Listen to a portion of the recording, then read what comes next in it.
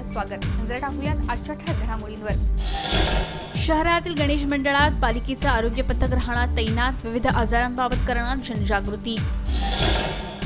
IT return भरण्याच्या मुदतीत वाढ. 30 सप्टेंबरपर्यंत भरता येणार इन्कम टॅक्स.